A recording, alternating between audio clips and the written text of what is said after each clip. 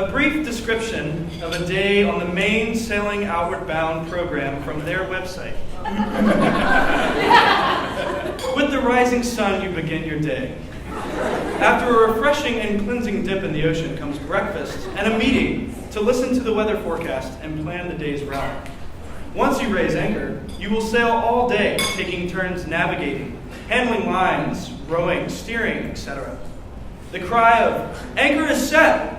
from the bow means that you can furl the sails or stow the oars and begin cooking dinner and rigging the sleeping tarp. Over dinner, enjoy the stars of the summer sky and relax as the boat rides peacefully at anchor. Throughout the night, everyone takes a shift awake at anchor watch, making sure all is well and maybe journaling a bit, while the sleeping crew rocks gently to the motion of the boat. And now a similar description from the same program straight from my own journal just over 3 years ago. I have never seen rain fall so hard and so consistently in my entire life. Is it because I forgot to bring synthetic fabrics that the heavens have just decided to open up and destroy any chance of warmth I can get from dry clothing? Where is the sun? Better yet, where's the wind? Doesn't most rain come with wind? How can I sail a boat without wind? Another thing, do people really eat this granola and water-based yogurt thing? I'm 99% sure I'm going to die of either hypothermia, claustrophobia, seasickness, or some combination of the three. New priority, discover how to get airlifted out of here.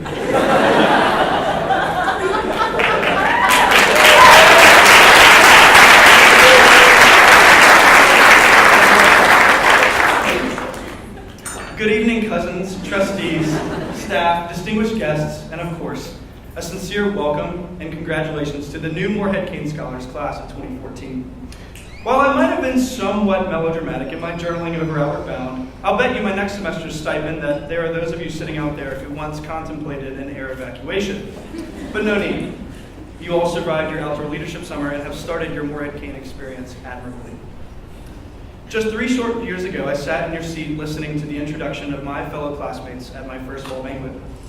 I remember being completely scared of the British and Canadian scholars who were chanting their mantras every time a fellow patriot was introduced. A special hello to our international scholars this evening. I remember that when the name of my high school, John Motley Morehead High School, was announced, I heard a rousing "shoo-in" across the room, and that was a particular highlight. I also remember leaving with a renewed excitement from former student body president Eve Carson's speech about her adventures in Egypt, Peru, Cuba, Europe, and here in Chapel Hill. Let me say now what an honor and privilege it is to share this special night with all of you, fellow Morehead-Cain scholars. Tonight, just like every fall banquet, we come together to celebrate and meet the current 4 classes of scholars, and to rededicate ourselves to the ideals upon which we were selected as Morehead-Cains. The famous 4 traits, if you will: scholarship, leadership, moral force of character, and physical vigor, each of which is exuded in many ways, collectively uniting us under one common mission: to create an extraordinary life. So, what does this mission entail? Well, lucky for you, being a Morehead-Cain scholar does not require you to maintain a 4.0 GPA, lead 28 student organizations, or solve an international crisis on your public service summer, though admirable these pursuits may be. No, there's not a model for the perfect Morehead-Cain. In fact, what makes this program work and what gives it such prestige is the diversity of interest among each class of scholars. Your main requirement is to just be yourself. All of the programming and enrichment opportunities from the foundation are designed to support you along the rigorous journey of self-discovery, help facilitate your explosion of many interests into more focused pathways, and then apply these interests to the world both within and beyond Carolina.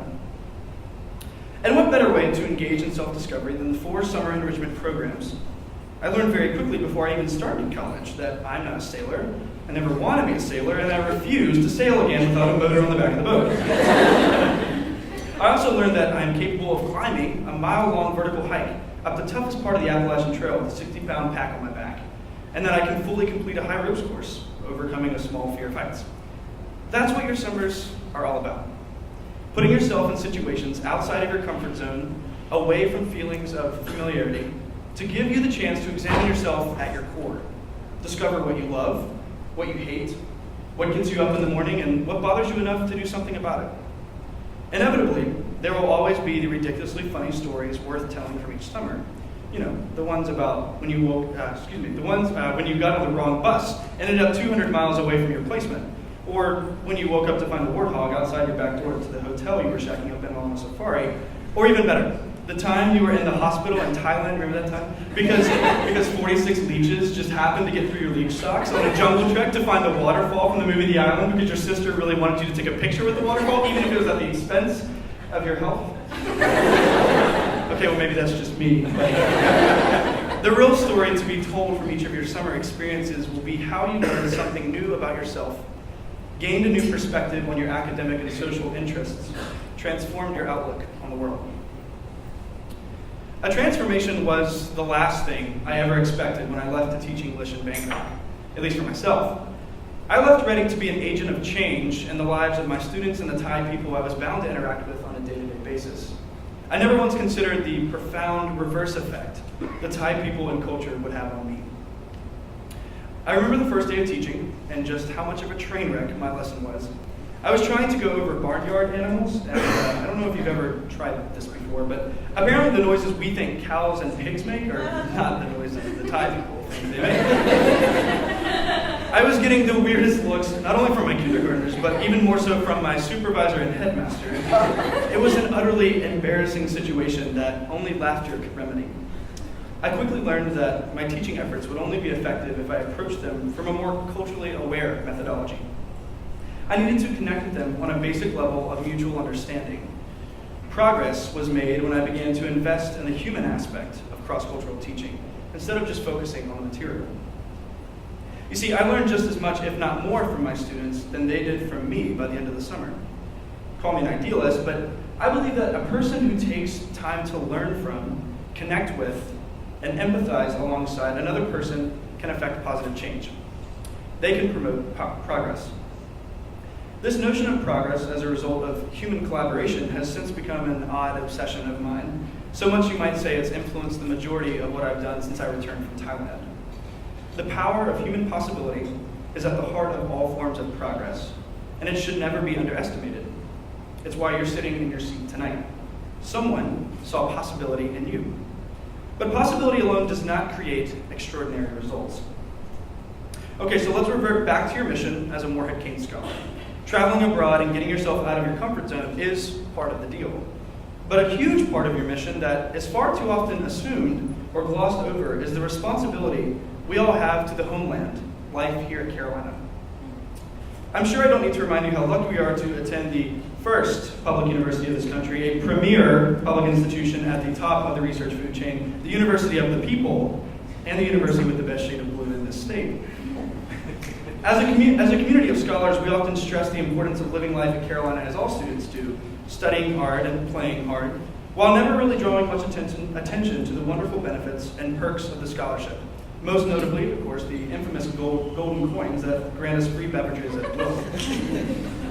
Don't get rid of that. We've even created an impenetrable code name for each other that nobody has been able to decipher to keep our identities top secret, which works really well for me. Trust me, when you're from Eden, North Carolina, and you start walking around campus saying hey to all your cousins and talking about an Uncle Mott, everyone believes you. So while we may try to live incognito among the entire student body, it goes without saying that Morehead-Cain Carolina students stand out. Carolina is the perfect place to freely explore how the famous 4 traits play a role in your life. Scholarship, as it manifests in your studies and research. Leadership, as defined by igniting the potential within those around you, lifting them up to their greatness. Physical vigor, as conveyed by a dedication to that sport or hobby that helps you let off the stresses of college life in a productive, healthy way.